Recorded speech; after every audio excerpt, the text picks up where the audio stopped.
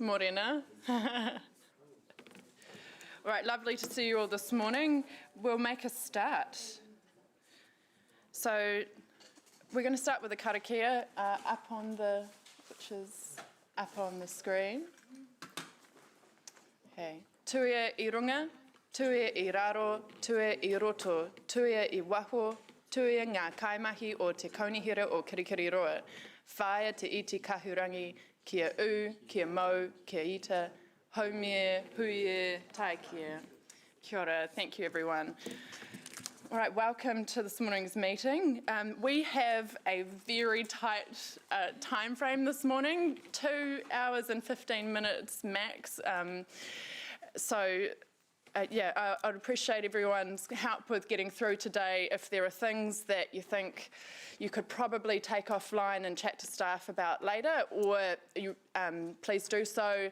If there's something you really want to deep dive on, we can look at a potential drop-in session. I have said to Councillor Louise, we could potentially organise a drop-in session around some of the work that Phil Hazeldine is doing in terms of the freight studies, the MSP work and things. So I think we'll make a note to do that. We have apologies, lateness from Mayor Paula and Councillor Moko, and partial attendance from the Deputy Mayor, who I think needs to leave around 11. And thank you, Councillor Wilson. And is that partial attendance from Councillor Anna? I'm not sure when she's joining us. Oh, she's online? She's online. She'll be okay, cool. Thank you. Moved by Councillor Wilson, as seconded by Councillor Tim. All those in favour? Thank you. Confirmation of agenda. I'll move, and Councillor Jeff, Deputy Chair, will second. All those in favour? Aye. Thank you. And declarations of interest, are there any? No. So we're going to move on to public forum, and we'll invite Julia Hammond to speak to item 6, which is the Chair's report. Julia, welcome. You have 5 minutes to both speak and for questions as well. So thank you for coming in. We don't usually get public forum submitters in this committee, so it's nice to have someone. Thank you, Councillor Thompson. Good morning, ladies and gentlemen. I am a 5-year resident of Garden Place in the apartment. When I first moved in, I moved in because Garden Place was an appealing place to live. Just on the overhead behind the councillors, this is a photograph that I found in the local library from 1972. This is how Garden Place used to look back in 1972. Now, ultimately, my dream would be to see this come to fruition again. Obviously, unfortunately, we don't have the funding available to do that. However, I'd like to suggest today a couple of things that shouldn't interfere with budget constraints, but will hopefully, I hope at least, make some difference into bringing the life back into Garden Place. The first thing I'd like to suggest is having a permanent City-Safe presence in Garden Place. Currently, the City Councillors,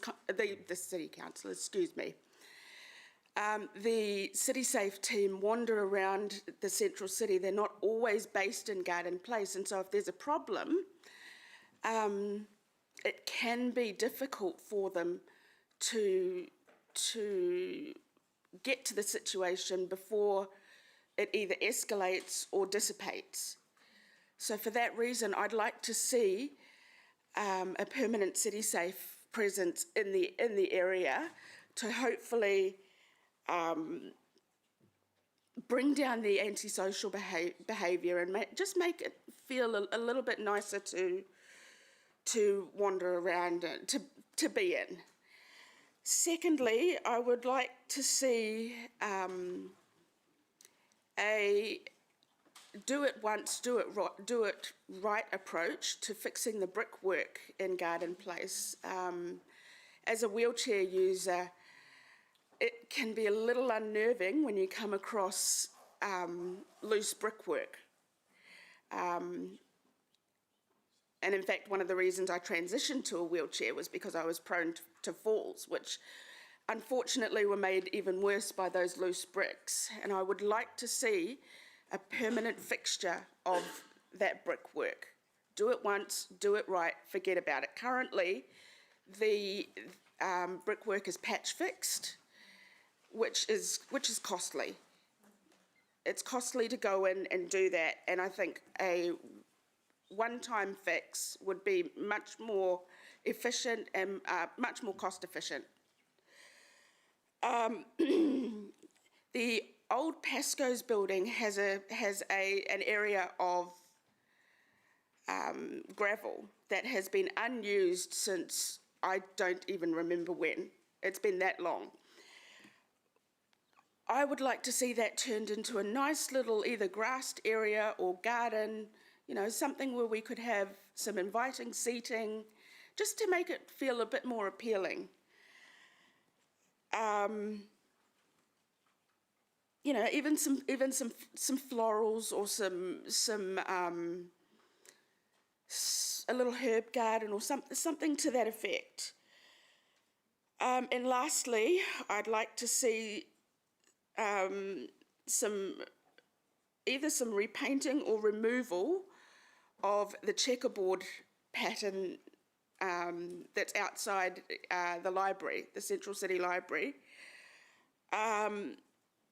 It doesn't get very well used, in my opinion. I think a better use of that space would be to put a nice little table and chairs there that, you know, people can sit at and have lunch on a sunny day. It's right between the library and Kobe Sushi. On a nice day, it'd be the perfect spot for a little luncheon, and especially if you did some basic planting with some plants and florals and whatnot. Finally, just general updating of the plant work. Unfortunately, it's looking pretty bare out there. And I think just updating the plant work would be hugely beneficial. Again, returning to our 1972 photograph, I know that is not an option, but I brought it to your attention today as a reminder of what Garden Place once was. Long before my time, I'm just going to put that out there.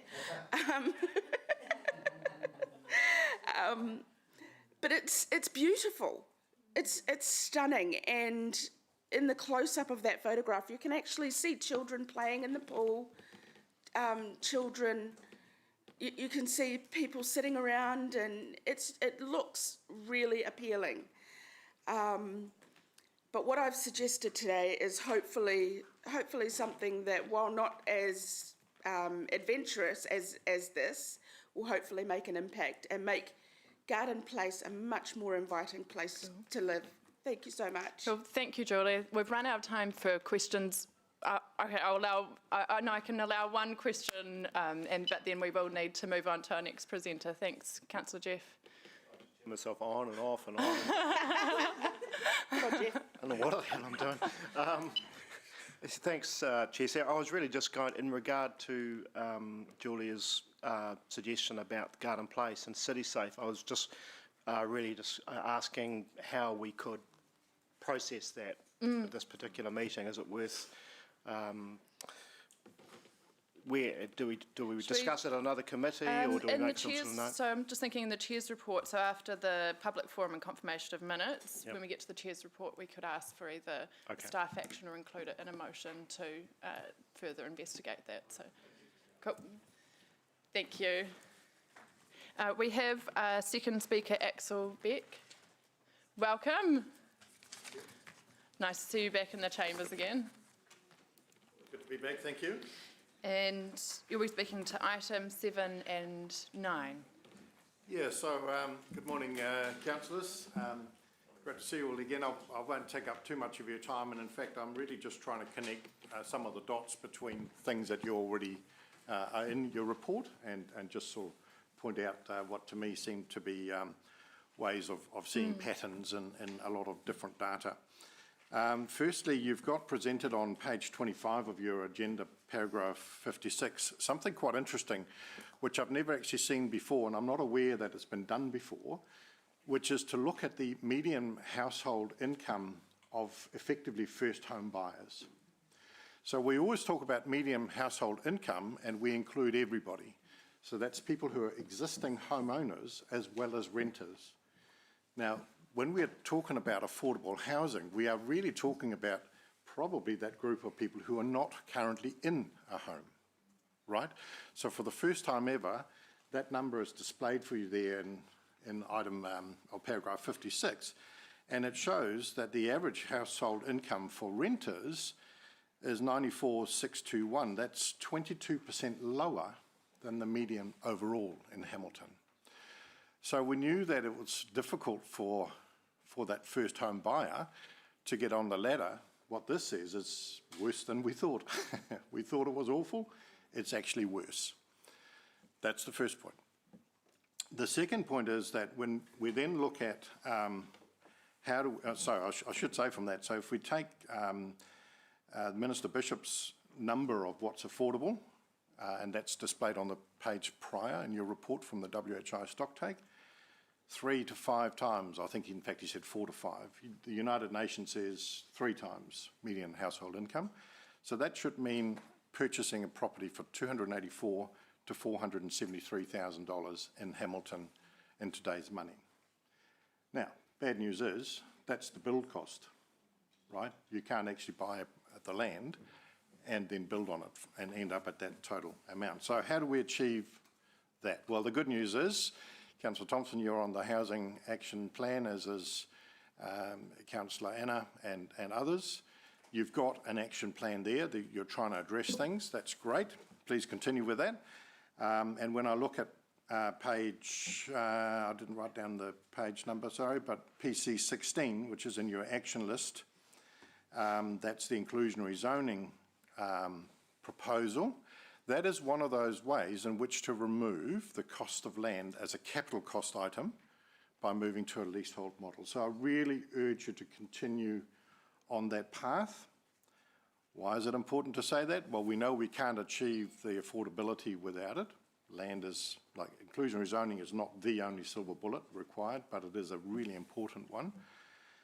And secondly, you may or may not be aware that Queenstown Lakes have now actually withdrawn that inclusionary zoning variation because it didn't get support from the hearings panel. From that though, there are some really interesting learnings. Number one, the panel found that it is not unlawful. Inclusionary zoning is not unlawful. It's not ultra vires to the RMA, which was previously postulated by KO and others. Secondly, it is an appropriate method, the panel said, to implement the NPSUD. It is an appropriate method, the panel concluded.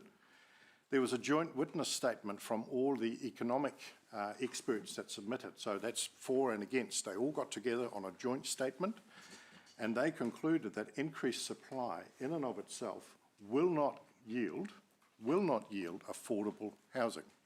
That's all of the submitters, for and against, all of the economists agreed on that. And actually, when we look at the WHI stocktake, it says exactly that. Pat on the back, we've built 20,000 houses since 18, wonderful. How many were affordable? None of them. Right, so just more supply is not enough. We need to pull other levers, and that's borne out by that evidence down there. And finally, I would say that the panel also concluded, contrary to some of the submitters, that the economic case stacks up for inclusionary zoning, and that the cost of the additional cost per property is not materially increased as a result of inclusionary zoning. That was the view of the panel. So there is about a 5% escalation on section prices generally, but in an environment of high demand, the capital gain anyway, or the racing away of those section prices far exceeds that. So in other words, it becomes built in. It's not my words, that's the words of the independent panel down in Queenstown. So all of that says that it's still worth pursuing, it's still worth testing. Unfortunately, we haven't had it tested because of the way it's gone in Queenstown, but there are some really positive learnings, and I think you do well to keep in good heart and continue with that on that path as you've put it in your P616 update. Thank you. Thank you, Axel. And we could take one question if there is anyone. It's a bit of a rant, probably didn't invite questions. But Thank you so much for continuing to advocate for housing affordability and really appreciate you coming in today and speaking with us. Thanks, Axel. Cheers. Right, we don't need to move anything, do we? No. Okay, we're on to confirmation of the open minutes 25 June 2024. Councillor Jeff, do you want to move? And Councillor Kesh, would you like to second? All right, all those in favour of receiving those reports? Thank you. Okay, Chair's report. I'll take it as read. Councillor Jeff, you did mention you'd wanted to look at responding to one of the submissions in terms of City Safe. How do you want to? Yeah, look, I just wonder, are there any staff that we can ask about how this could be done and how easy, could it be trialled, or could we look at doing this?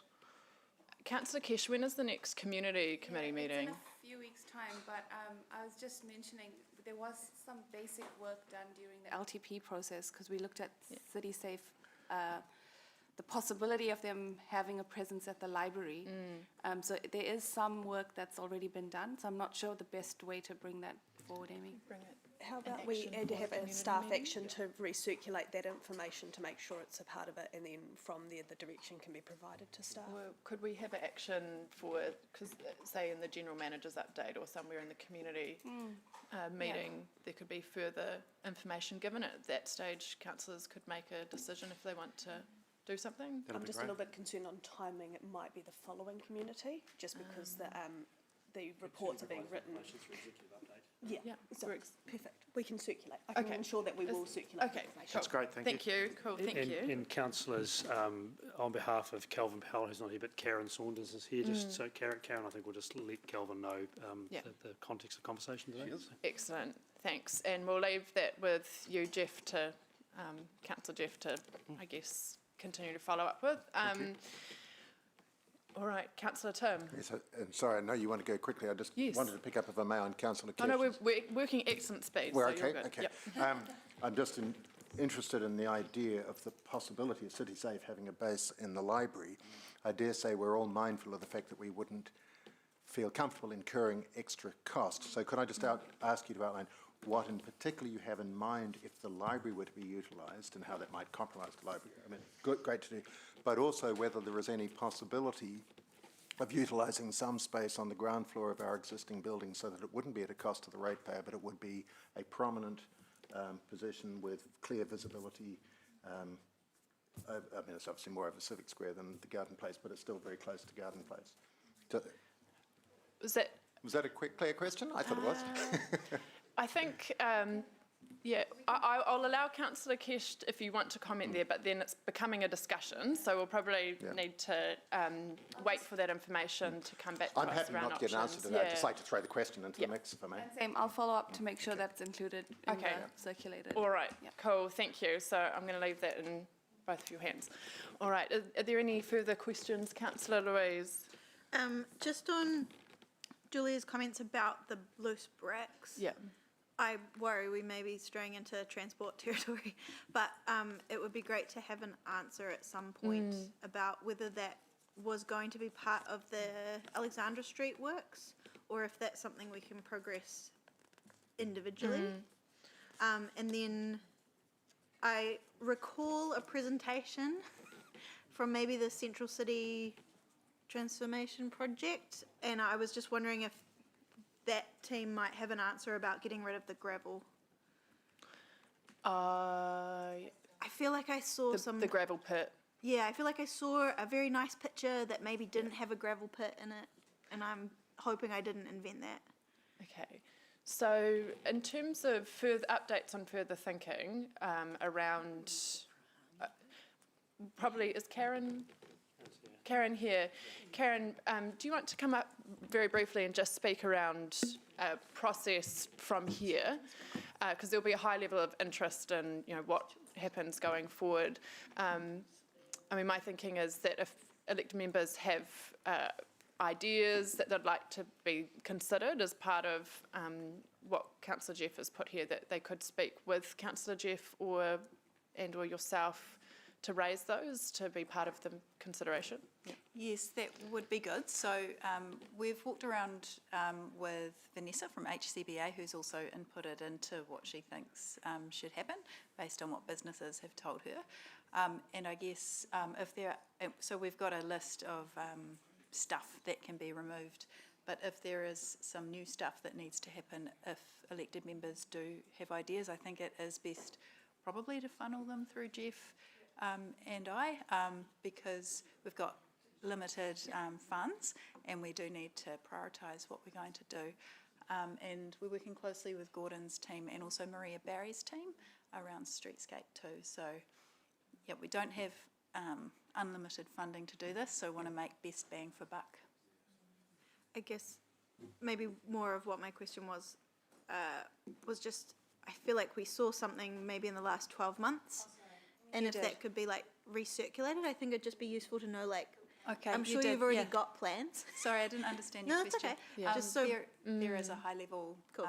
concept plan, I Yeah. think, that we can refer back to. Okay, so are you happy to circulate that, Karen? Okay, excellent, thank you. Councillor Kesh. I was just quickly following up because just linking back to Councillor Louise's question and what Karen's just said, in the community portfolio we've seen the high-level plans, and then listening to the submitter this morning, she touched on a few different things that are they fall into different portfolios, if you like. So I'm just wondering, is there a place we can bring everything in one place? Like, is that a briefing or is that a report or something? Because it sounds like we're all trying to do stuff. It's one place, Is there an easier way to? Yes, there is. So that's really the purpose of the Central City Transformation Program. Yeah. And so I think we've got a briefing scheduled for October around all things Central City. So that might be a good place to bring things back to. Awesome, thank you. Yeah. Thank you. Councillor Jeff, did you want to comment at all? Just very briefly, maybe I should have commented at the outset, shall I just very quickly, just to clear it? I think it's really good questions, those. I mean, you'll obviously recall the sums of money allocated in the LTP, I think led by the Mayor and Deputy Mayor, particularly for public amenity and streetscape. And it's really just how do we go about spending that. So there's a degree of delegated authority in this, I think, but obviously we're seeking as much input as possible to get it right. And as Karen has said, there's been discussions with HBCA because, of course, their bid rate is they're paying for a lot of this, through their bid rate, so that they're invested. And Sarah and I had a great walk around with staff just to get more ideas. So we picked up a lot of low-hanging fruit, and that's sort of listed in the report. And I think it's fair to say that at this stage there's some key areas to look at, and Garden Place is one of them. And we're keen to get on with the work as soon as possible. So really the purpose of this was just to say, look, are we on the right track? And if elected members have views, just feel free to feed them into us. And we will be, as Karen says, reporting back anyway. Yeah. Yeah. And as Councillor Jeff mentioned, we're quite keen to get progress. I guess summer's kind of, your time when you want to do any works or around, we're quite keen to get on with making some improvements. So if you do have thoughts and ideas, do feed them through as soon as you can through Councillor Jeff and Karen. All right, Councillor, thank you. Councillor Donovan. Actually, I think you just answered my question because you don't. I've got some thoughts or some questions that I could feed through to Jeff. And feel welcome also when it comes to debate to share any thoughts as well there as well. I'll save my comments Excellent. for debate. Okay, cool. Manga Jayden? Kia ora. My question actually relates to a different part of the chair report, so I'm happy to hold until this one is put to bed. Okay. Ka pai. Well, mine relates to a comment made on tackling the challenge of water allocation. So just looking for a bit of transparency on when a report might come to a particular committee or council to get an understanding of the types of risks and opportunities that it presents to Hamilton City Council. Thanks. Yeah, so we Mungo Jading, look to bring a number of those big issues, big topics related to that whole topic of sort of emerging areas fast track to November meeting, which would include that topic. Ka pai. Thank you. Question. All right.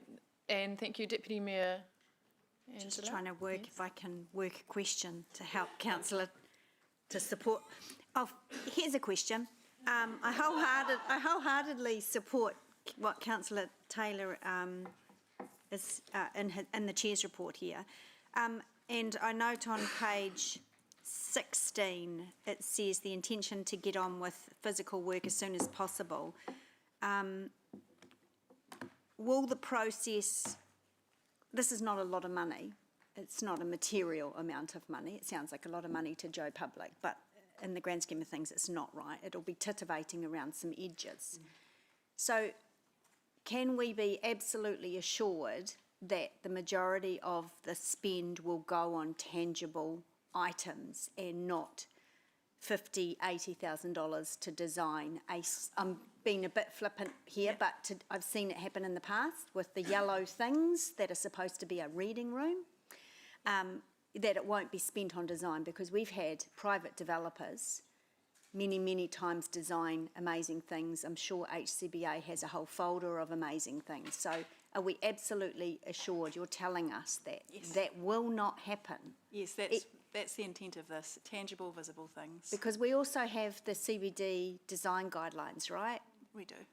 So that guides the look and feel across the central city. So that work has essentially been done.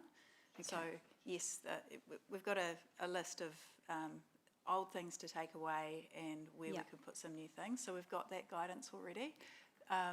Where we might do some quick win, so it's quick win thinking and implementation. So, you know, that the reading room in Garden Place is it's just a good example of what could be what not to do. It's an example of what not to do. Yeah, but to fix it up, maybe to make it look and be a little bit more usable and safe. I think as well. So am I hearing then that no money will be spent on designing anything? Yes, I would say yes.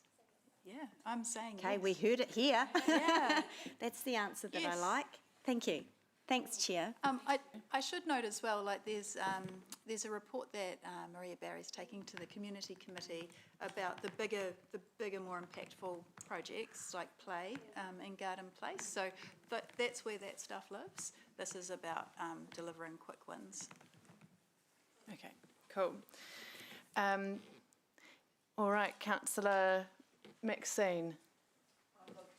Late and quick question on the back of these other discussions in terms of the city guidelines. I was in the council when we agreed on those. There weren't a lot of elements that celebrate our iwi partners in there. It's some nominal things. I wonder if there is the opportunity to be able to have a think about how we might be able to celebrate that. And then in thinking about those kinds of things, how we might be able to include others in the opportunity to invest in our Garden Place. And I'm thinking in terms of creating a campaign that allows the community to be involved in, you know, some of its funding even. Community groups might be in touch with that sort of thing. Is there any kind of thinking about how to not just have our $150,000, but to double, triple, quadruple it? That's a good question. And we can note that down and do some thinking on that, I think. Yeah. Cheers. Councillor Emma. I'll just be quick. Just on the Central City response plan, just want to understand how EMs can best feed into that, or when we'll have the opportunity to kind of... Yes, so EM involvement is really important in that one. So again, that's that October briefing that we're working towards. I should just put a caveat around it. Our Central City Transformation Manager left on Friday, so we're recruiting for that at the moment, but that piece of work is deemed quite critical, so we're continuing that as much as we can. So October is the plan. Okay, I'll mark it in my diary, thank you. Thank you. All right, are there any questions online from anyone? No? All right. Cool. Well, I will move, and Councillor Jeff, you're second, and we'll move into debate. Firstly, I just want to say thank you very much to Councillor Jeff for your part here in the Chair's report. I think everyone's really interested in seeing some of these improvements happen. When we went for the walk around, there were some very wonky chairs that looked like they were already past their end of life. Some very wonky bins, some wonky other things too. There were, in fact, Gordon had his app out for Anteno and making multiple requests. Yeah, had to give up. So, you know, there is a lot that I think when you take a second look is falling apart in the Central City, and it does need some renewals and a bit of cleaning, and if there's some funding to then bring a little bit of life into there as well, I'd love to see. Actually, I love the idea of a little bit more greenery and flowers in Garden Place, for example. Yeah, so I think for a small budget, we can really make the place look a bit more loved. In terms of the other part of the Chair's report, it was fantastic to go and see the Super Hub in person, and I really encourage elected members to take the opportunity. I think Mangai J. Dean was talking about seeing if there could be another opportunity for elected members to go out there, but to see things on the ground, it helped me to really spatially understand where everything was as well, and to understand the huge private investment that has gone in there along with the public infrastructure. Just Brian talking about how they had to use helicopters to lift up the big power pylons and things to be able to put infrastructure in or make them high enough to go under it. You know, there's a huge amount that you don't even see that has gone into the area, and I think it's really important that we do get behind this massive strategic asset for our city, but also behind iwi partners in supporting their economic aspirations too. So look forward to continuing this discussion around this. Thank you. Is there anyone else? Councillor Jeff. Yes, thanks, Chair. I agree with you. I just reflecting on our visit out to Ruakura, I was stunned by the development there and the wetland, which I hadn't seen before, which is going to be a great facility for people as well. I think the motion gives a balance between a strong desire from us to keep things moving at Ruakura, but also giving staff the freedom to, you know, continue negotiating on ratepayers' behalf. In terms of the CBD, it's great to see the interest today. I had a flick through the CCTP the other day, and it talked about maintaining a vibrant look and feel in the Central City.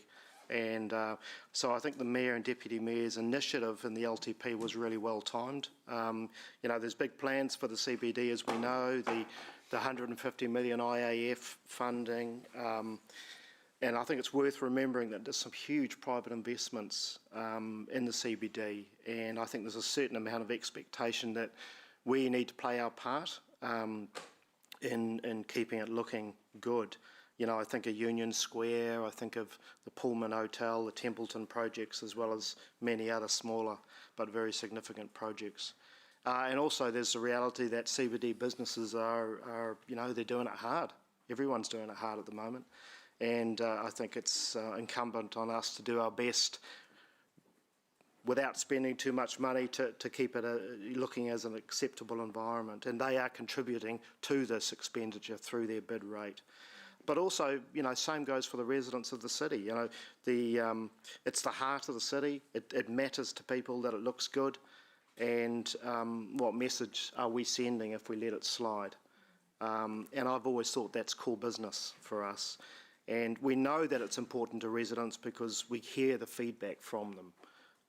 And they care and they want us to care. Thanks, Chair. Councillor Louise.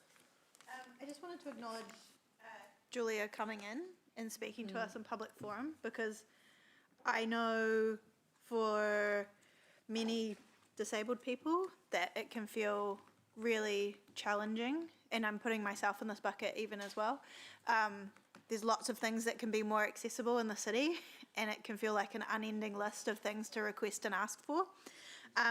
But the fact that she felt it was completely accessible to come in here and ask some really reasonable, thoughtful things of us, I'm just really pleased that she felt that she could do that and did.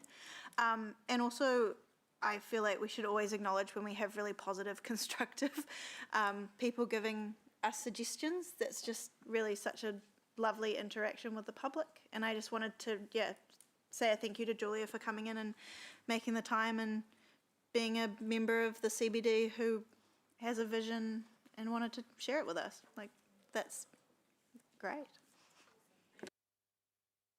Dakesh. I just wanted to quickly acknowledge your report, both you and Councillor Jeff, and thank you for not losing sight of the Central City. We're all very passionate about our Central City, as we can tell this morning, and especially Garden Place.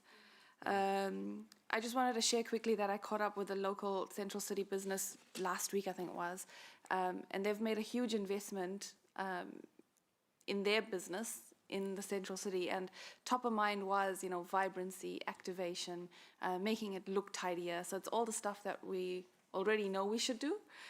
So thank you to staff for bringing that briefing to us as well. And just from a community portfolio perspective, we're really keen to link up and do what needs doing. There is an item coming in a couple of weeks' time around Central City Play and where that budget line will fall in terms of location. So we're open to having that discussion as well. Thank you. Councillor Mark. I'd like to acknowledge yours and Jeff's work in this space, along with the staff as well. So thank you for everything you've done there. Jeff, your photography skills have improved. So, I was looking, who's this new photographer? But no, well done on that.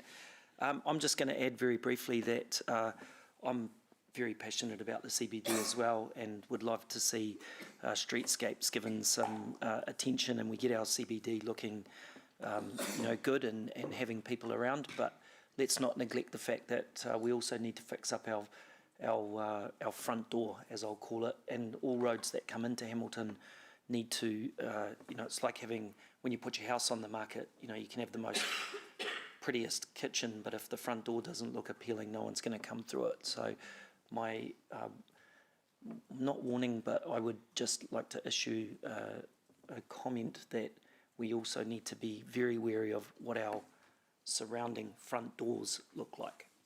Thanks. Mark, Mayor Paula. Good morning, everyone. Sorry for lateness. And I haven't heard all of the conversation, but picking up on some of the debate that's occurring, thank you for the work that you're doing in Tainui Group Holdings. It's a really tough market out there at the moment, so I understand that for them to unlock the next phase of growth, we know we need to think in fresh ways and support the economic uplift where we can. So thanks for the work that you were doing there. In terms of the CBD, not much to add except that I totally endorse a focus on the CBD. That's well understood by the public. They made that quite clear in the long-term plan.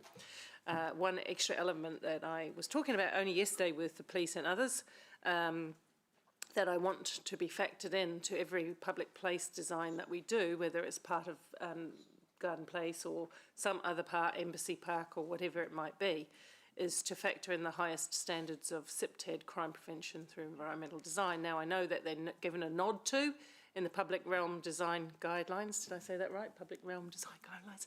I know they're given a nod to, but the devil's in the detail, isn't it? And I'm expecting that as we build public space, we totally embrace all that we can learn from designing our spaces to be safe and engaged. That the body of international evidence around that exists. There's very many successful examples, and I'd like to see us taking a lead on that, which requires a slight change to our focus with the crime prevention lens in there. So just mention that. Thank you. Mangai Jadine. Say thank you to Chair Sarah and also to Deputy Chair Jeff for your report and taking the time to tour the Ruakura Super Hub. I certainly agree that being on the ground gives you a different perspective than seeing pictures in a report, including the impressive stormwater that's mentioned, the significant economic and environmental benefits, and I'll be supporting the recommendation and look forward to Hamilton City Council staff members working with Tainui Group Holdings and progressing that forward. So kia ora, thanks. Kia ora, thank you. Is there anyone else who'd like to speak? Oh, yes, Councillor. Sorry, Inman. I'll just Sorry. jump in there Yep. quickly. Yeah, I'd also want to echo thanks to Chair Sarah and Councillor Jeff as well for their work and both the work in Ruakura and the Central City project, which I think is going to be key for a hot topic for our residents in the city. My particular concern and interest is in that Central City response plan. I think that's going to be crucial to get right to ensure that we bring our residents on board with us and on the journey with us, and that they're well informed and we're prepared to react as well. I think there's potential for it to go really wrong, so I'm quite keen for us to do a lot of work on getting it right. Yeah, so thank you. Thank you everyone for your fantastic comments, and I just wanted to very quickly in my right of reply say also acknowledge our public submitters today. As I said earlier, we don't get many in this committee, and it was fantastic to have positive and constructive ideas coming through. So yeah, great way to start the morning. All right, we'll move to the vote. All those in favour of accepting the report and the recommendations, thank you. Carried unanimously. Excellent. Okay, what is... So we'll move to item 7. Now we're going to need to speed up a bit. I know everyone loves the CBD, so I let that one play out. But yeah, we're going to take this one, then probably go for a quick morning tea break, and then come back again to power through by 12 o'clock. Cool. So thank you, Chair Sarah. So what we're going to do is just take some parts of the report. I'll just get the staff to briefly speak to some topics, and the balance of the report we read. So Mark and Steve, I think, are going to come forward and just, Mark and or Steve is just going to speak to 3 topics within the report in relation to just the land use fast track process, the regional housing stock take, and also going for housing growth. So I'll just ask them to. And then I'll invite Phil to come up briefly on MSP. Maybe you just want to go first, Steve, In terms of the fast track? Yeah. Councillors, hello. Just keeping it really simple, and I'm happy to answer anything that you may have. I guess the centrepiece of that fast track article is that we will work with the 2A applicants because of the resources that we don't have, and that's the focus of that really. And of course, fast track is fast shifting, as you've seen recently. So, look, I'm happy to take any queries or questions that you have. Are there any questions around the fast track update? No? We'll keep moving. Yeah, that's easy. Good morning, elected members, Mayor, Chair. So there's a couple of updates in there in the affordable housing space, which you heard in public forum from Axel Beck on. So one of which is the WHI housing stock take. There was a WHI session a fortnight ago, which I know some of you attended, which was very good. Very good in terms of getting a whole lot of key stakeholders together in the room. Not so good in terms of it still highlighting the fact that there is a significant affordable housing issue in the sub-region, and that it is only getting worse.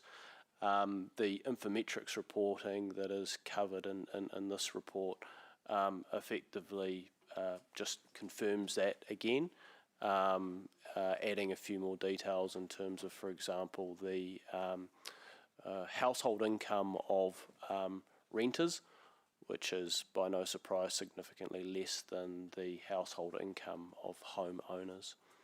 And look, I'd just probably say that Steve and Kerry and some of the team obviously leading engagement with the Housing Working Group, and happy to use that forum as the forum to get into more details if you like. Thank you. Councillor Louise. I'd sent through a question about whether or not accessibility was included in the Waikato Housing Initiative scorecard, and your answer was really good. But I'm was curious, maybe using this as a jumping off point, of just, do we have any understanding of accessible, affordable housing in the city? Like, do we have any research on that broadly? Not that I'm aware of, Councillor, no. I'm not sure if it's something we necessarily would be tracking either through, say, building consent data, but look, why don't we come back to you on that? Yep. The closest I can think of is a housing preference survey that was done back in about 2020, which I think surveyed around 1,000 households in the sub-region. But short of that, I'm not sure, but I'll have a look and come back to you. Cool, thank you. All right, we'll move to the next. So the last kind of item I just want to touch on was the going for housing growth policy from the government, and I suppose we've talked about it quite a bit in previous sessions, and I'm sure we'll talk about it even more in the coming months. But I think the key thrust of that is that there is expected to be a bill introduced around Christmas time, along with updates to the National Policy Statement on Urban Development. Both legal instruments are expected to come into effect mid-2025, and they're going to do a variety of things and have a variety of implications on us. So just a couple of headlines is one is the requirement to zone enough land for 30 years worth of demand. The second is making MDRS optional.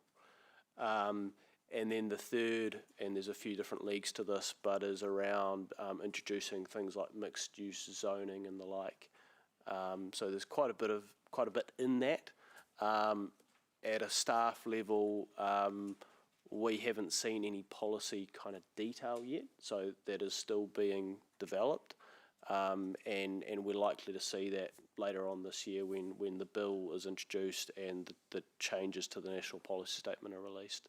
And we'll submit on that like we usually do, and we'll bring that through this committee. But what I'd say is there's kind of, I guess, another significant wave of policy change and reform that's going to occur in this space over the next kind of 12 months.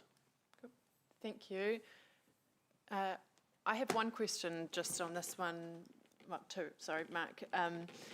In terms of the mixed use zoning, we haven't seen the details yet, but from what you and your team have seen in announcements, is there any concern that it could impact on the hierarchy we have in terms of kind of trying to enhance the central city?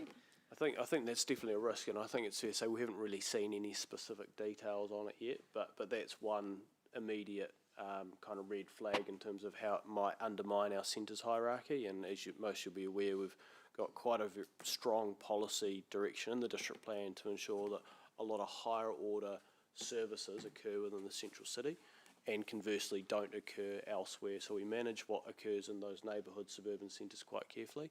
And if we are to allow mixed use zoning that would allow retail and commercial and office in a lot greater areas, then that could undermine the viability of some of those centres. Yeah. Okay. But we haven't seen the policy detail yet. Yeah. And thanks. It'll probably be something that we seek a info session or a workshop on once we see the policy details. Okay. And in terms of imposing further cost on council, we already have a set district plan budget. Do you foresee that with these extra changes, we're going to likely need further budget? I think we outlined that in the risks section of the Yeah. report, and so short answer is yes. So these are unbudgeted and unforeseen policy changes that we hadn't accounted for when we went through the long-term plan cycle, and that they are from mid next year when this law is likely to pass and these policies come into effect. That will then trigger another district plan change process and program. So yeah, yes, it will come with more cost. Okay, thank you. I see I've got a green light from Mayor Paula.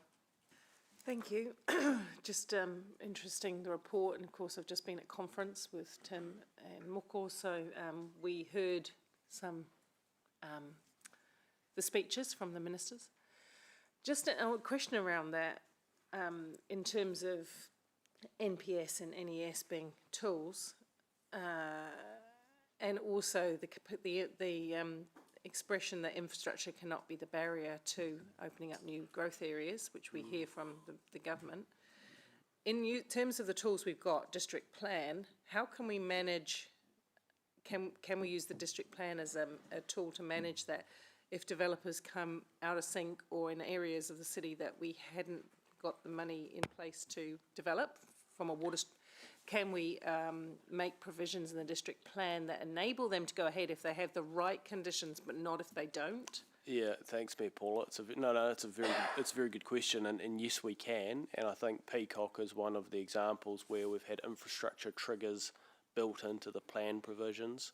There are also other areas in the city where there are specific, I guess, zone controls that are related to infrastructure, which say you must do X, Y, Z by way of infrastructure before you can proceed with development.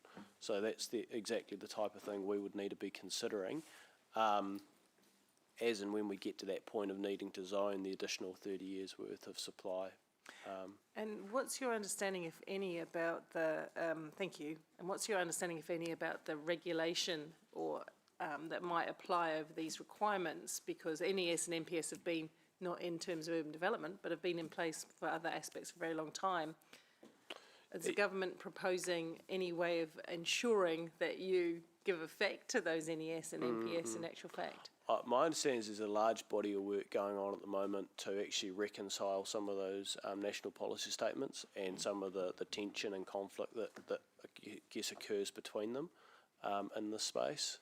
And I haven't seen any kind of detail on that yet, but I think it's certainly, people are certainly aware of it. Yeah, Okay, because I think that's a key point to keep reiterating. And I suspect that the changes that will be announced later this year on this will need to address those matters, because otherwise the idea of requiring councils to zone 30 years worth of supply would be somewhat defeatist if in real terms you couldn't actually do that because other policies were standing in the way. That's right. So yeah, it's a very interesting space. Yeah. And just out of interest, because you guys have been working really hard on the growth areas that are, last question, enabled, and those that are not yet enabled, but maybe subject to boundary changes or private plan changes and a bunch of other things. Do we know the costs that could impose on council? Off the back of the LTP deliberations, there were some specific resolutions passed by council in terms of investigating and analysing the costs of new growth on the city. And so that piece of work is well underway, and we're looking at getting some preliminary findings through in September on that. And that will help us understand what the true costs of greenfield growth are and what the difference between effectively revenue from those areas and our ongoing operating and maintenance costs are over the lifespan of those areas. So short answer is yes. Okay, thank you. Thank you. Councillor Andrew. Thank you, Chair. Sarah. Mark, when you're doing that research data analysis into the enabling of areas with infrastructure, is there a need for you to also consider what is economically viable for developers, so that if we end up pricing land at $1 million a section, that's not going to help anyone? Yeah, thanks, Councillor Buddha. So the policy to zone 30 years worth of supply is not simply the need to zone 30 years worth of supply, it's the need to zone 30 years worth of supply, which is market feasible. And so it's a very important point. So it's no point zoning land that is not going to be feasible, because from what we've learnt or seen to date, that won't meet the policy test that that's being asked of us. So we are yet to see what the feasibility tests are in practice in terms of what we need to account for in that. For example, and what you're getting at is to what extent are the full infrastructure costs being accounted for in that feasibility test. So we haven't seen that yet. Are there any more questions on this particular topic? No? Okay. I think I just wanted to make one brief summary comment. I think Councillor Biller's question was bang on. It's actually what will be coming to this committee in subsequent meetings is quite substantial impact for council in terms of just infrastructure investment, where land may be provided, what this means for the expansion areas of the city that we're investigating, what it means in terms of our future-proof partnership. This is quite a fundamental shift in terms of government policy and could have far-reaching implications in terms of investment. And I'd also note there are two other parts that go into housing growth. So Mark's talked about the legislation change, RM. There's also funding and financing, which is a work stream the government has stood up. And the third part is also some form of potentially incentivisation available to councils. And you've heard possible reference in the public media around GST back and bits and pieces. So some of those things were canvassed in the LGZ conference. There's matters being canvassed at the moment. And it also leads into the next topic, which is regional deals, which is another part of this mix. So there are many things going on in the space here where the government is both on one hand saying to councils, you need to provide more land for housing for the long term, but equally they're saying we are looking at funding instruments and funding tools for infrastructure, but the detail is not yet available.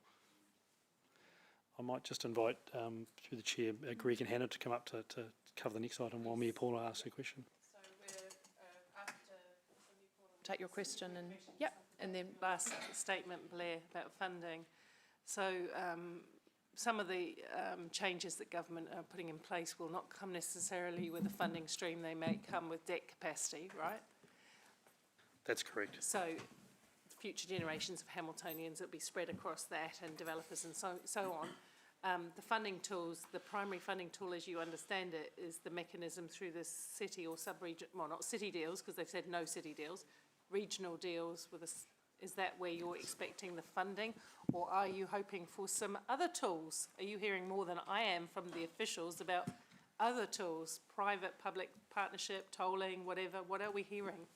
I might let Hannah and Greg start to delve into that topic, but all I would just add is that there was a cabinet paper recently released which had a schedule of a number of funding and financing tools that Cabinet are investigating, and they cover many of the things you just canvassed there. But they're expecting us to explore those opportunities rather than to provide any resource per se? That's correct. That's correct. But maybe I can get Hannah and Greg to expand on that, because it's a nice segue. Morning, councillors. As part of the LGZ conference last week, you'll see there's been the release of the regional deals framework.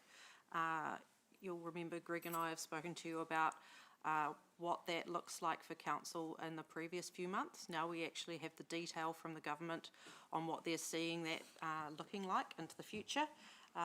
There's actually not a lot of surprises in that from some of the intel we were getting. You'll notice that they're now officially called regional deals. However, the document goes on to outline that this is actually a defined economic or geographic area, so it doesn't necessarily need to be administrative boundaries of regions. The document itself, you will have seen about 30 pages. It's relatively high level, full of principles and direction that the government sees these deals taking over a number of years. The purpose that they outline these deals to deliver is enabling competitions for growth between regions, promoting best use of planning processes, ensuring right incentives to drive growth, so that's like unlocking new revenue streams, and certainty over future investment pipelines. So from that you can gather there's no new money. It's an alignment of those policy tools, of those planning processes that Mark talked about, and a commitment by central and local government over the longer term so that funding can be certain for those big infrastructure projects. What has come out is some priority objectives that they will be looking at evaluating proposals against. So those are, no surprise, building economic growth around jobs, skills, standard of living and productivity. You've got connected and resilient infrastructure and the supply of affordable and quality housing. So no surprises there. Those will be the enablers that they're looking for when they sign up with deals. What has come out is that there has obviously been a lot of conversation in the background around who will be invited to do regional deals. We don't have any official clarity on that, but it's likely that the government will be seeking, they will be inviting 5 different regions to put forward proposals, and they will be signing up with one of those in 2025 to progress deal. All right, I might pass over to Greg. Thanks, Hannah. Morning, Chair and councillors and Mayor. So Hannah's covered most of that off. I guess there's just a couple of things. So there's a paper going to, a file note going to FPIC at their next meeting, essentially summarising this deals framework. I guess we've known this along, but the no money in it is obviously critical. That councils, if you're invited to participate in a deal, you'll be required to be innovative and to use existing tools, but you'll always come up against that you need a substantial capital investment by whether it's the public sector or, if you can't expect it from the government, then the council itself. So if and when we get to that point, that will be, I think, the first and foremost challenge. And just to pick up on Hannah's point around who are the 5. So we've heard, of course, it's background comments and people who have heard a thing. There's an article in Newsroom today who have indicated that the 5, so I'm reading off it: Northland, Tauranga, Western Bay of Plenty, South Islands, West Coast and Queenstown, Central Otago. So that's just a media release, so I wouldn't take it that's what's the... Oh, and Auckland Council, sorry, in a distinct city deal. But it means for us that we should consider that we may not be dealing with city deals for maybe a couple of years, say. If they're going to take one off that first tranche, then it could be a second one. So I'm just hypothesising here, I don't know, but when we're thinking about planning and resourcing and council expectations, so I guess that bit of unconfirmed news, just put it in the back of our minds, I guess. That's really all. I know we're trying to get through things quickly, so I'll just leave it there.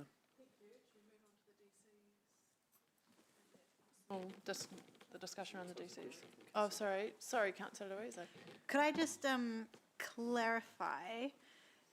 5 regions invited to put forward a proposal. Could all 5 go ahead, or would the government only be choosing one? Or so I know nothing for certain. Really, only whispers. I'm always even a bit reluctant to guess. I think they're going to choose 1 out of 5. Okay. But I'm reluctant to say anything yet, Councillor. But that's about all I know. They have indicated that it's likely to be very resource intensive for central government to align all of their different ministries so that that's the driver for entering into one at a time. Cool, thank you. I think just closing comment I'd make, Councillor Louise, is that the work that Hannah and Greg are doing with Future Proof, and obviously Mayor Paula and Councillor Sarah on Future Proof, is to ensure that the Future Proof Partnership is doing everything it can to position itself to be able to respond if indeed it's invited. And there are, I think, some lessons and some gaps and when we look at the framework, so that's part of the information that's being shared with the Future Proof members to consider.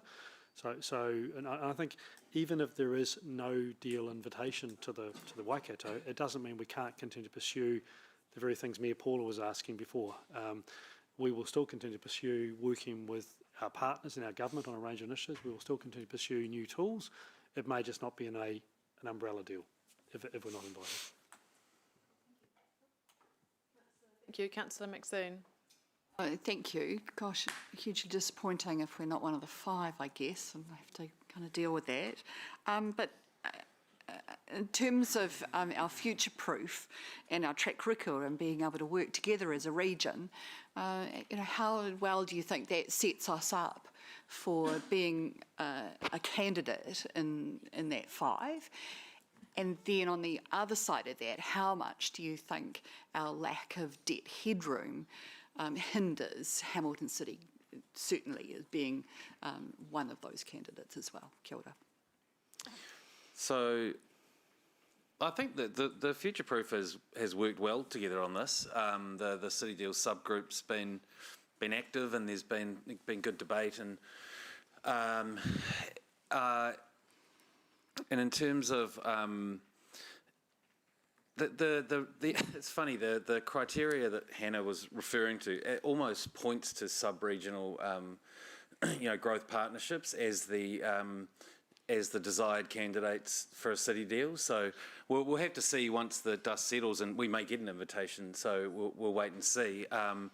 But it certainly points the government to sub-regional growth partnerships.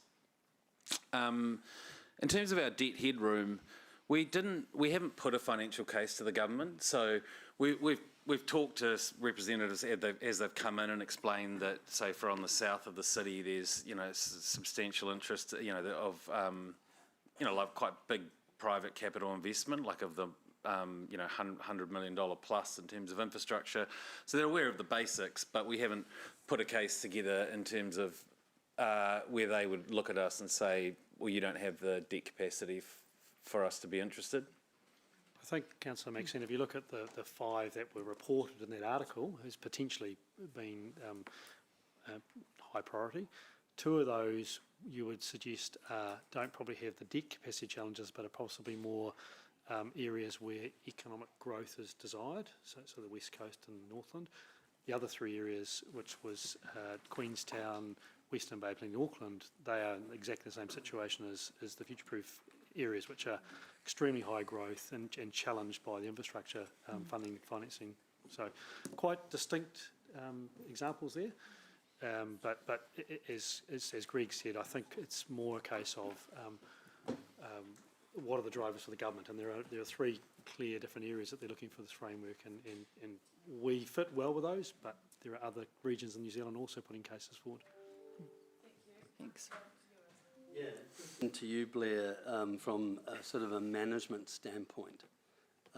We spent a huge amount of resource pursuing Spade Ready. We spent a lot of time preparing a narrative about city deals. They no longer exist. They've evolved and now called regional deals. And it looks like we're not going to get the first tranche. My question is, please tell me management isn't spending too much time on this now, that we are focusing on our immediacy rather than pursuing these things that both, whether it's Labour or national, doesn't seem to be delivering. Well, I'm just asking the question. That's a good question.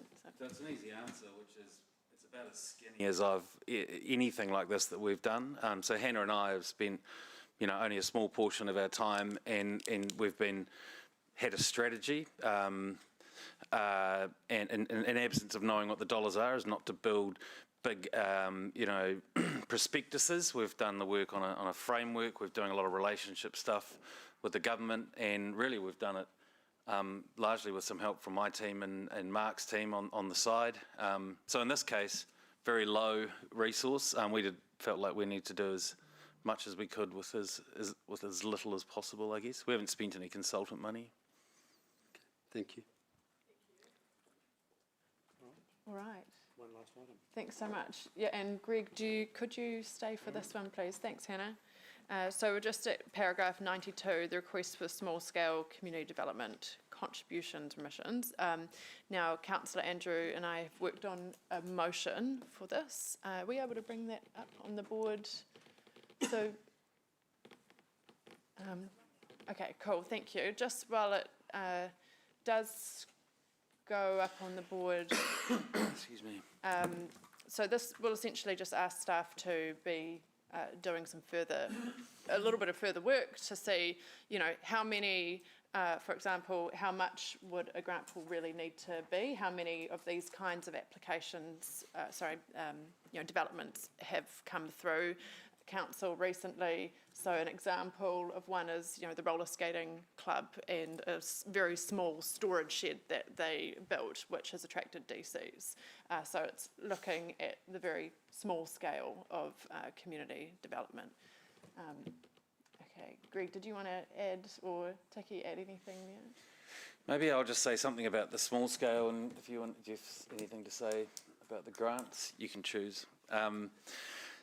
So just on the small scale thing, the first thing is that these ones that we might call small scale that elected members have wanted to look at and say we're not that comfortable with, they represent 0.01% of your DC revenue, and so we've got to be careful, I guess, about the tail wagging the dog in terms of changing your policy for an unusual event like writing policy for exceptions. But on the other hand, the parties that are affected by these DCs, are like we've seen from the examples, are potentially volunteers. They're people with not a lot of money, and so a small amount of money and a development levy, which is something foreign, can actually be a really big issue.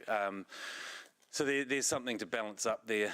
The other thing from a policy perspective, your policy has an assumption that if you have new gross floor area and your commercial or industrial or retail, you'll attract a DC, and that basically works fine. It was ratified in the High Court case we had, and it's sliding scale. The more GFA you have, the more demand you're assumed to have, the higher the DC. But as you slide the scale all the way down to very, very small, obviously you can get some outcomes where you might say, hold on, is there something unusual about this? Is this something we want to find an exception process for effectively? And I think just elected members have expressed on 2 or 3 occasions that they do want to look at something. And so in discussion with Chair Sarah and Councillor Bidder, what is on the board there is firstly, the first one is around setting a grant fund up. So there is a real risk here of precedent problems, and if someone has a specific case, particularly in a motive case or tied to something that isn't related to infrastructure, it's very hard to then take the next one, which is different circumstances, and then start making calls. So you need to protect staff and just your credibility by having something that is a process or frames it up. So the first one says, if there's a valid case that councillors think that's outside this infrastructure funding world, but it's in the DCs, we want an opportunity to fund or subsidise it through a grant. The second one is that Councillor Bidder wanted an opportunity to look at or consider having an exemption for small-scale developments that have minimal demand. So, I mean, that could be as simple as if it's less than 1 Huey, no DC. I don't think that's just a simple example. But so, we've just gone through a big policy review. So next policy review that's comes up, we're indicating here would put, you want to put that on the table. You covered it all, says Tiki, that's good.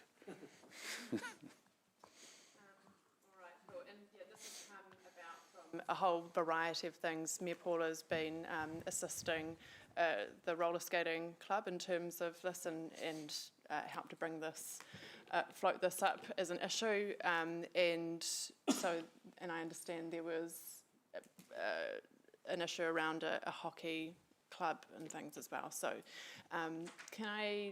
we'll continue with questions. Mayor Paula. Thank you, and thank you, Sarah, for creating the meetings that we had to work this through. And we've been in 2 camps, whether this is a community assistance kind of mechanism or a DC mechanism, and notwithstanding Andrew's greater wishes. We had a bit of to and from about this. Do you see this as being tidier sitting within a community remission, because we had a chat about this, Akash, or whether it is part of the development contributions policy, where the relative strength of risk of each approach lie? Because you've just hinted, I thought you did, or maybe you said it directly, that if you start tinkering around the edges with effective developments, you catch a lot of other things that you didn't mean to intend to catch, and this was about community, enabling communities to build small-scale things that are for community use, I think. Essentially, yes. So the idea of the community grant is to separate that lack of discretion that you have within the policy where something meets the criteria and it gets a remission, and this enables you to look at the examples and make sure they are actually meeting what you want to hit. So it's a community organisation, what's the scale of it, and it gives council a level of discretion that we cannot build into the policy, and it just limits that financial risk. So council can choose X amount per year that is available within this fund, whereas within the policy there is a undefined or unlimited amount that could potentially be remitted. And the other challenge within the policy is that you get well, if they did, why can't we? Or you should extend your remission to include us. And we see that regularly with everything that's already a remission within the policy.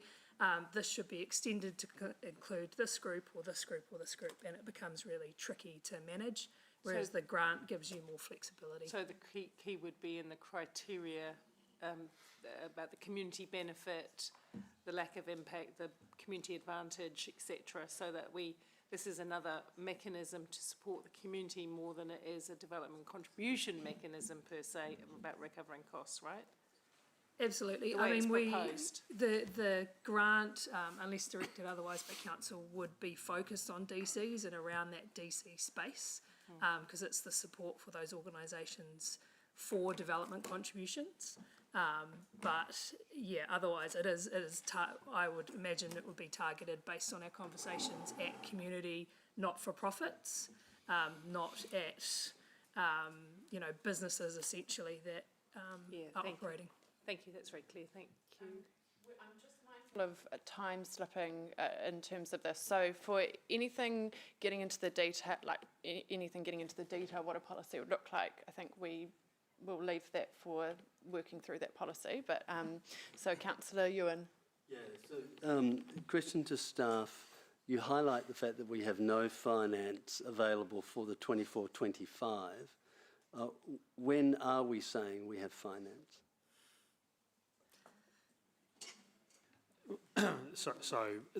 I think Councillor Wilson, future annual plans would be a subject for consideration then. But if it's the wish of council to advance this following the October meeting, council will need to consider that there are no funds set aside for that, so it would be an unbudgeted variance. So, a subsequent question. So, does it make sense that we're even contemplating developing a fund that we don't have funds to be able to enable? That's probably a question to. So we need to confirm are you wanting to move? Yeah, and I'll second. But my understanding is that we don't know how much it would even need to be. It could be 30,000, 20,000. We don't know. So we couldn't budget for it until we understood what the likely actual application of it would be and how big it would need to be. So is the current wording then correct? Because shouldn't it be to investigate and identify likely quantums that may be required rather than direct staff to investigate the establishment of a grant fund to support payment? It seems to be 2 steps ahead of the mover and the seconder. Shouldn't it be to ask staff to do a quick analysis as to the likely quantums that they are recommending before we start directing staff to investigate the establishment? Effectively, the grant is entirely nominal we don't actually have to have an amount because this is taking DCs with one hand and giving it back with the other hand, so that there is no net change on the basis that without this, these sorts of small projects won't actually happen. So can we, a question to staff just on that point. I think that's not right, because in theory, if there is a gap, doesn't the average ratepayer then just pay the cost? I mean, there's... Well, DCs, well, I mean, you know, in terms of the accounting treatment of DCs, they're, I think, treated a third as operating revenue and 2/3 as capital revenue. So there's some sort of accounting maths to do here. Right, but the ratepayer has to fund the difference. Yeah, that's the principle, yes, you know, like any remission. And So it isn't this just would be a an operational, this would be an operational fund that, Well, the intention is this is for these small-scale projects where there isn't actually any impact on infrastructure. So with no new infrastructure being put in, there is actually no cost on DCs or the ratepayers. Respectfully to the mover and the seconder, that doesn't say that. So maybe we break, Madam Chair, maybe you want to all right. spend some time let's have morning try to tea. get some wording. Let's have morning tea. We'll work with Councillor Ewan to refine the wording. Because you could drive a truck through it. And then also ensure Mayor Paula is happy with it as well, because she's been doing a lot of work with some of these groups too. So we'll sit down and work out the wording. I did make ginger slice, but I'm going to have to warn you that I accidentally put in double the amount of ginger, so it's really spicy. So if you're going to be brave enough to try it, I recommend having Did some you do like that milk deliberately? with it. No, Or math? What's that? Well, I doubled the base, but then I did single the topping because it's, you know, I find it too thick, but I accidentally put double the ginger when I did the topping, so. I tested it out on some guinea pigs this morning and they were like, it's got a kick. All right, we'll be back. We'll take 15 minutes and be back. Okay. What about? Yep. You're it?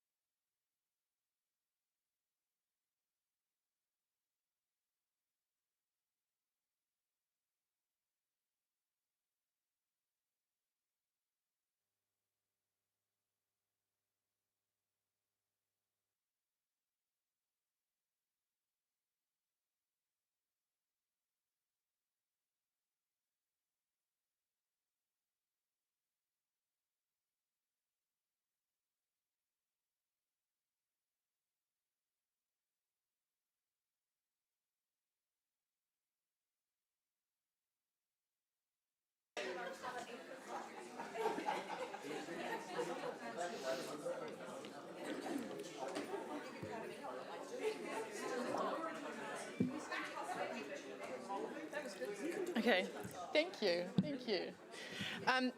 All right, we're going to have to race through the rest of this meeting. We have 50 minutes. So we have now an agreed motion. If everyone can take a moment to have a look, it's been amended to note that it's only going to apply to developments with a negligible impact on infrastructure.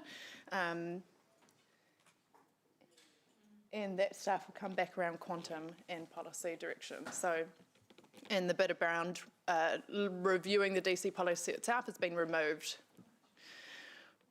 All right. So yes. Yeah.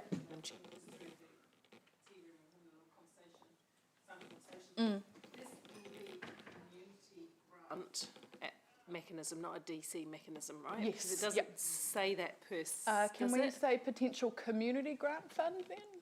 Would that help to, so it says potential grant fund? I just want to, I think from my point of view, it would, but whether everyone else contestable community grant fund. This will be a very long sentence before the first stop. I don't need the word contestable because the criteria will... Oh, perfect. We've got it. It's good. All right. Policy, or is this a separate? But they should be integrated with that. Yeah. We can work that through. Let's not make any assumptions right now. It can be worked through when staff come back, because they'll work with Sandra and things. Yeah. Oh no! Quickly before I kill the electronics. I've just gone and... Tissues. Perfect.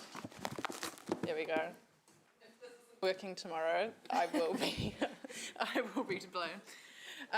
All right, so let's keep debate on this really short. If you don't have anything you really, really need to add, then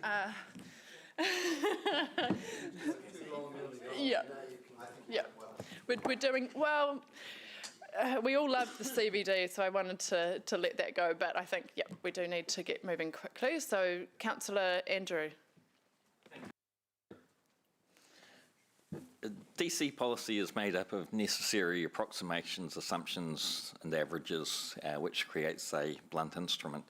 And that is entirely understandable and acceptable as being a simple policy for 99.99% of DC income.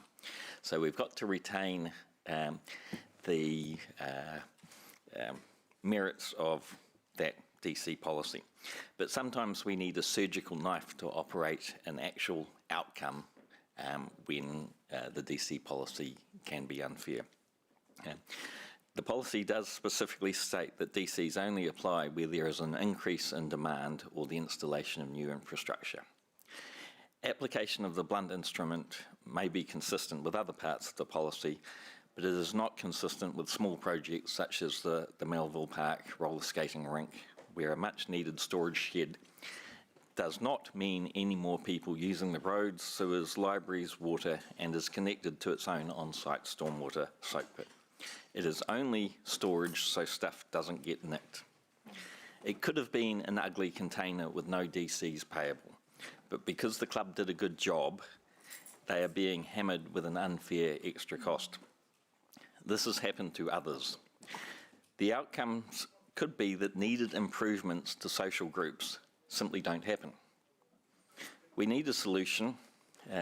Sarah, Greg, myself and Ewan have come up with a pragmatic, albeit messy solution of giving a grant to pay the ECs, which is giving with one hand and taking with the other. So I'm hoping it will end up cost neutral and allows the improvements to actually happen while not having to completely rewrite the policy that the council recently approved. Yep, well said. Yeah. Right, Councillor Kesh. Thank you. Just quickly, thank you for bringing this forward. We hear from community groups all the time around the barriers that they face with DCs in particular when they're trying to expand. Just a couple of things which I'm sure the staff will cover in their thinking, but just wanted to highlight a community organization, just, definition of what that is. Are we supporting, we've got quite a few religious groups who are trying to expand at the moment. Is DC's covering, religious community meeting centers, for example? The other thing I'd highlight is in terms of quantum and just putting it into context with other community grants that exist at the moment. Apart from our partnership grants, every other grant is actually not that large in quantum, and from memory, DCs can be pretty high up there. So just putting that into context as well. But apart from that, I'd be keen to have the community group, work with Blair's team as well, because we know the community organizations really, really well and know when their projects are planned well in advance as well. So thank you. Thank you, Councillor Kesh. Mayor Paula. Thank you. Two things, because I know this debate's not just on this one element of the report. But what I want to say, I'm in favour of this. Thank you for putting together the meetings that you and I worked on, Sarah, on this matter. I think we've landed in the right spot. Thank you to the movers on making sure that this is a community support aspect and not a development contribution issue, which creates in itself issues. Community groups struggle with additional spend, quite often running on the smell of an oily rag, but giving quite a lot back to the community in outcomes. So we don't want to burden them with undue pressures for very small projects that actually have huge community benefit in the long run. So this is what this was all about. In terms of the wide picture, I want to just comment on the funding and urban growth issues. This is one of the biggest challenges that we will face in the long-term plan amendment next year, is how do we fund our growth? And heard a lot of talk about this at local government conference. We can talk about potholes and waste collection, and those are issues that concern the public, but they are a scratch on the surface of the costs that we will be facing to deal with a fast-growing city, opening up subdivisions and so on. And if we have to open up the city at large on day one, the costs will be even more phenomenal. In fact, we do not have the current capacity to fund all of that growth. So I'm really concerned about that. It's a really hard conversation to break through with the public, because if you say the word infrastructure, they all get a bit glazed. If you talk about a pothole, they see it, they understand it, or a leak in their street. If you talk about the need for a stormwater wastewater interceptor to stop the area flooding, they don't understand it as well. Core infrastructure is really intangible for the wider public, and the dollars that come with it are even more intangible.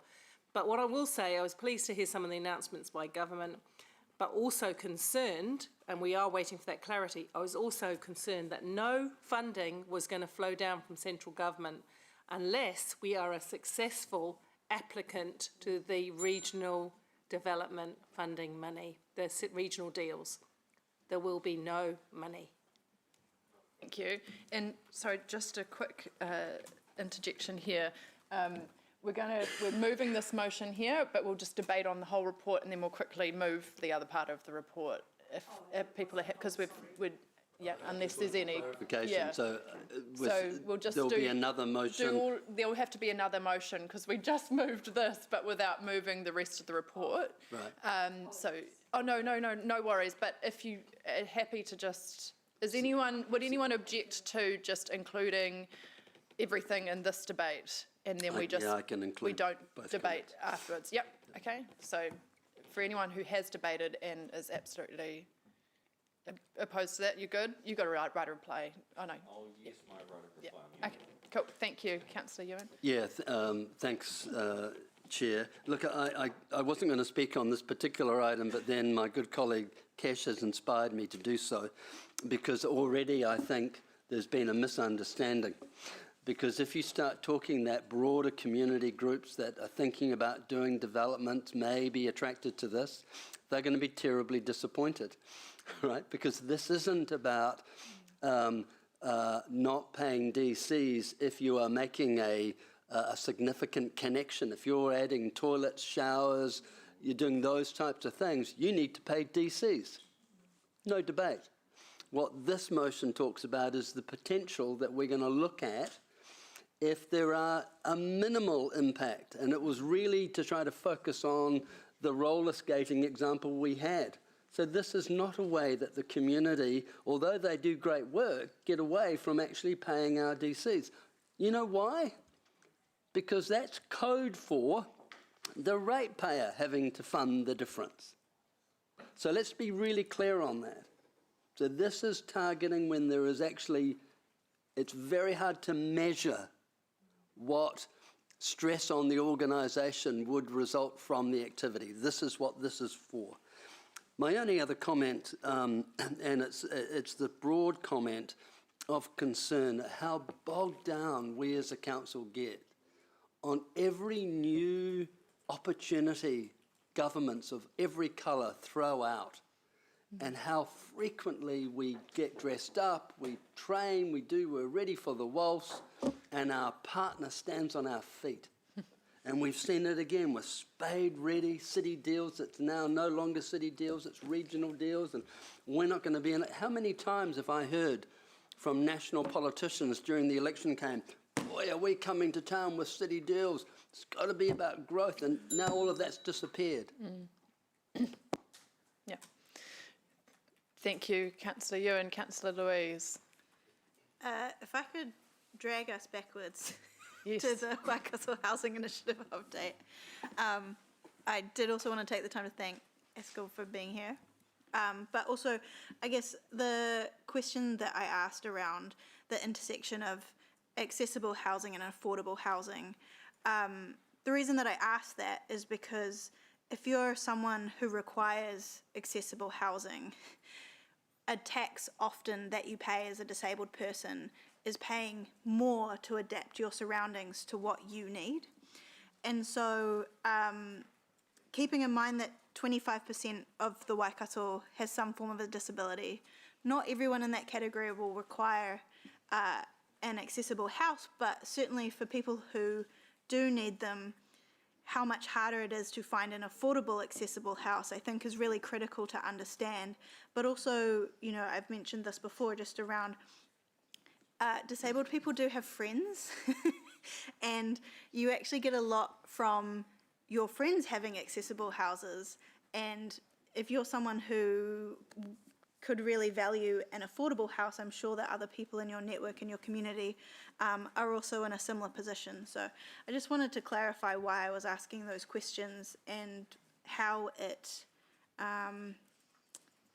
interacts with, I guess, quite an at times vulnerable portion of our city.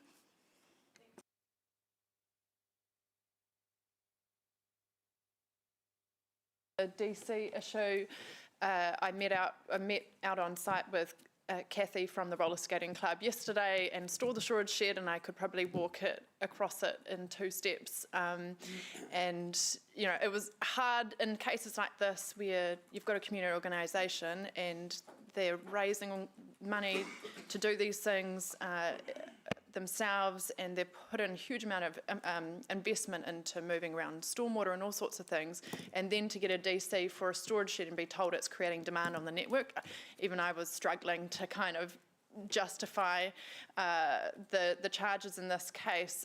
And so I think this is really focused on that very thin edge of the spectrum, where, you know, it really is hard to pin down how something is creating demand. It's negligible. So this is not about helping community groups expand or do anything like that. It's going to be, I imagine, a very small amount of money required, but it will make a difference for those groups who are run by volunteers and doing excellent work for the community. In terms of the broader issues in the strategic update, I just don't even know how realistic this government's expectations are. I'm looking at, they keep talking about funding and financing tools, but we know that these financing tools cost more than local borrowing through LGNZ. We also know that there's massive investment needed to open up a growth cell, including investing in the headworks like a wastewater treatment plant, and there's also issues with water allocation. And so I do worry it's almost too simplistic to say growth will just, we want to allow lots of growth and we'll make sure growth pays for itself. I'm waiting to see that this is going to work out.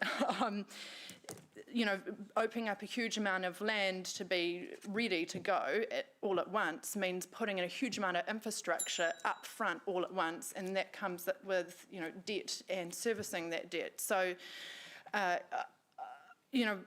we need to make sure that we are accommodating growth in the city, but we've got to do it in a way that is affordable for people living here. So I look forward to working with everyone together on solving these issues, but I'm feeling uncomfortable with everything that's being imposed on council right now and whether it is realistic for us to deliver it. Yeah, okay, thank you, Councillor Andrew. Thank you, Chair Sarah. I'll talk to another part of the report in 7, specifically section 59 and onwards on granny flats, which actually is based on a policy I wrote 5 years ago. At the start of this meeting, Axel talked about things like build cost, which was unaffordable, and that was leaving out the land price. So that is where the real problem actually is. Currently, the district plan general residential zone has a limit for buildings to cover only 40% of a section. 60% of our land is unused. Granny flats are a low intensity way of using existing infrastructure, no new roads or pipes. The building unit feedback is frustrating in that it is not fully supportive. Paragraph 65, part 3, where they say it is not clear that the changes will have any impact on costs and timeframes to build. Simply taking out the 20 working days of a consent will have a significant improvement on timeframes to build and also costs. Time is money. HCC does occasionally fail to achieve the 20 working days, and there have been periods where it's been up to 2 weeks delay to get an inspection. There's been plenty of other problems that I have experienced myself, including the 24-hour fast tracking of a CCC, which took 3 days. Time is money. The honest submission should be yes, there will be tens of thousands of dollars saved from building consents and hundreds of thousands of dollars from resource consents, because you get to use the land for free.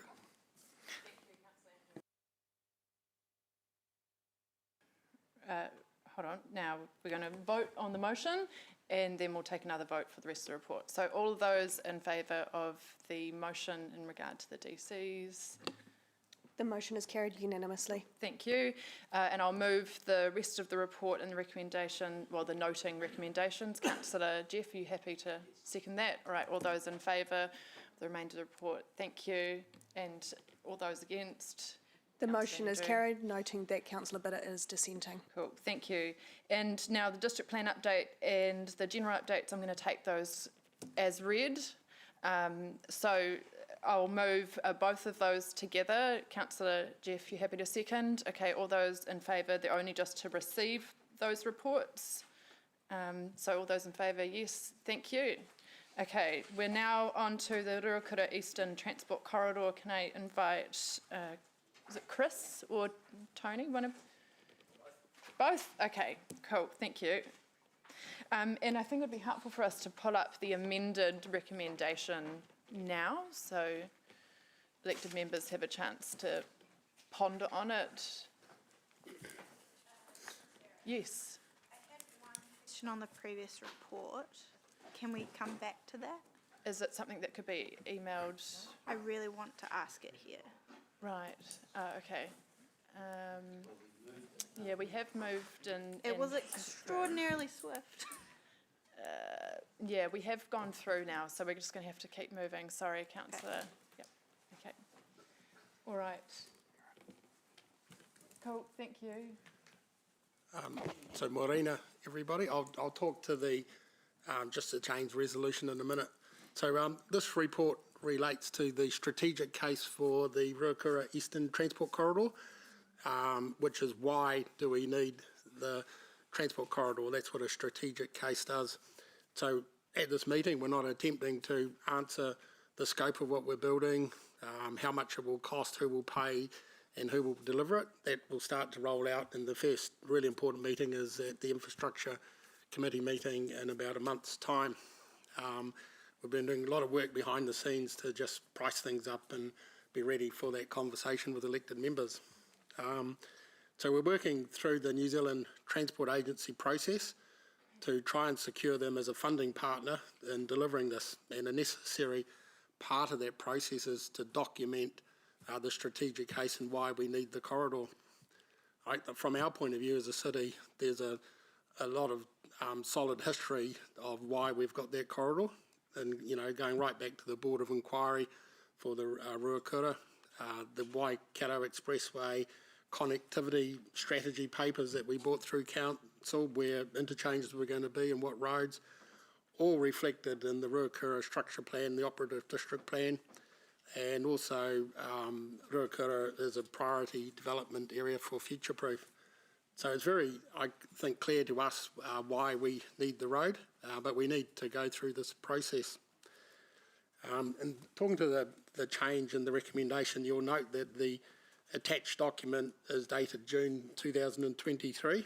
I think it's a bit of a statement how quickly high-level policy can change in 12 months. So at that time, we had been working with New Zealand Transport Agency, and that strategic case that we shared at a staff level would do the job, and it was sufficient to answer the why.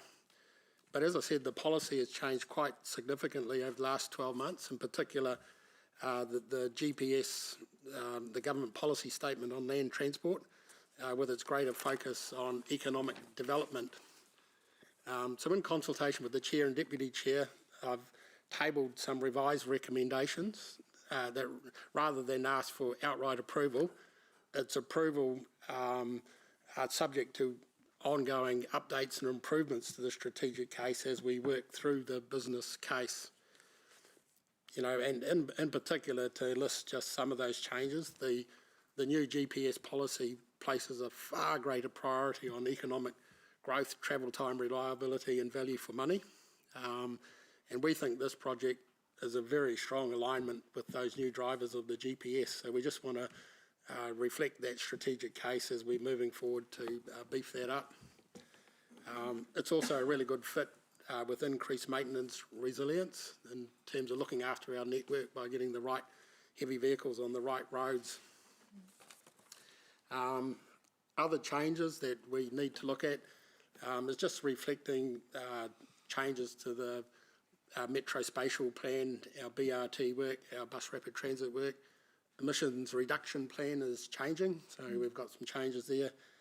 And you will see some references in there to 20-minute city. So it's a throwback to where we were about a year ago. So we just want to make those changes. Probably the last change as well is, at the moment, the strategic business case is just dealing with the, if you can picture it, the corridor going up from Ruakura to 5th Avenue, but not joining up to Chedworth. So there's a little bit in the middle that we need that connection, so we're just adding another little bit of road to that. And we cover that in the briefing, and we'll cover that in a lot more detail at the Infrastructure Committee meeting. So in terms of the fundamentals of the strategic case, the problem statements, they're still very valid, so nothing really changes. Yeah. So I'll leave it there and Cool. just... Thanks, Chris. And just for full clarity, essentially the fundamentals aren't changing, right? It's more the narrative around Correct. the need for it. Okay. Correct. Cool. Thank you. Are there any questions? Thank you, Councillor Andrew. Thank you, Chair Sarah. Chris, are we avoiding raised intersections, speed bumps and too many road bumps? You can chuck all of those out at the next meeting at the Infrastructure Transport. Councillor Andrew, that's outside of the scope of this one. That will be infrastructure. Yeah. To be fair, the next meeting is probably going to be more about the macro scope and two-lane, four-lane, two-lane bridge, four-lane bridge, walking and cycling, and the detailed design will come through and be signed off by council as we work through it, just what an intersection looks like. But Cool. Thank you. Any other questions in terms of the recommendation? No. No, it hasn't. Would anyone? All right, Councillor Ewan will move and Councillor Emma will second. All right, well, let's move into debate. Thanks, Madam Chair. This is an exciting opportunity to build critical infrastructure that will unleash huge economic growth. It, like all opportunities, comes with risk.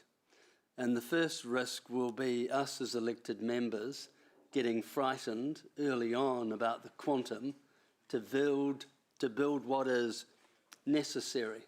And we've done it again and again. We did it with Waiwere Drive, where we knew we needed 4 lanes and we built 2. And then we had to go back and build it correctly. And so I hope that we will learn from this experience, that economic development and unleashing it is critical. This area plays to our partners in terms of TGH and others, that we don't just take the easiest fix. TGH may want us to take the easiest fix because they want it up and running, but we've got to be serious and be prepared to invest the quantum to make it fit for purpose, not just now, but in the period ahead. So this is good, and I fully support it. Thank you. I do support this. Want to mention that we need to have an integrated approach to what funding we're seeking under the regional deals, sub-regional deals or infrastructure deals that we go to government with, because there are other things that are equally as important to unlocking our potential as this. This is a significant industrial, commercial, economic driver, but I would also like to flag that I see some of the southern Hamilton infrastructure needs as pretty much in line with the government's aspirations around housing targets and delivery. And so I would like to think that in supporting one thing, it doesn't preclude us from making a strong bid for the southern infrastructure, the southern wastewater and other southern links and other parts to come across earlier to enable to unlock that growth sooner and potentially more areas of housing growth. Because we need to have a well-rounded deal. And don't forget the government has been extremely clear that their number one priority is housing. They have talked about economic growth as an enabler for housing, but their number one priority is the delivery of housing. And I heard that, I don't know, Tim, you may agree or disagree, but I heard that very strongly at the conference. So I just want to flag that yes to this, but not at the exclusion of a well-rounded regional, sub-regional deal bid. You'd love to say something when you blurb. Thank you. Councillor Jeff. Yeah, thanks, Chair. It's really good to get this formalised. It's, as has been covered, it's an essential part of the kit for the growth of our city. This growth that we're already getting and that we will continue to get in the east of the city. And as Chris said, it's integral to the super hub, to the good functioning of the expressway, to the growth of residential and industrial land. And it's a huge project, but it's a project that we have to get funding for. And I support Chris's work to better align this with the principles of the thinking of the current government. We need to be pressing the right buttons, obviously. And so, yeah, big moment and important moment. To use Chris's favourite phrase, it's an important chock under the wheel in the process, and I support it. Oh, thank you. Right, and Mangai Jadine. Ka pai, kia ora. Unsurprisingly, I fully support these recommendations, not only because of the significant economic development, it being part of the strategic roading network, but also it supports iwi aspirations, and I'm keen to see that happen. So thank you so much for this. Thank you to the team, especially Chris. Kia ora. Cool.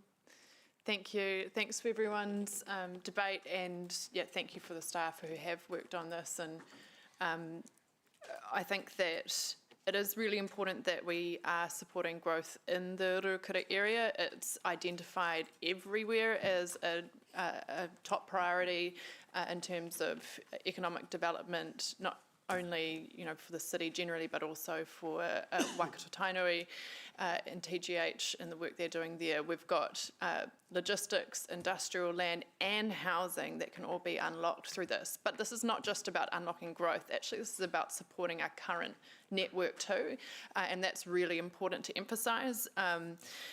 We can't have heavyweight vehicles and trucks going down roads that weren't built for that, and we need to get on with building this to ensure that the right connections are in place for the overall transport network.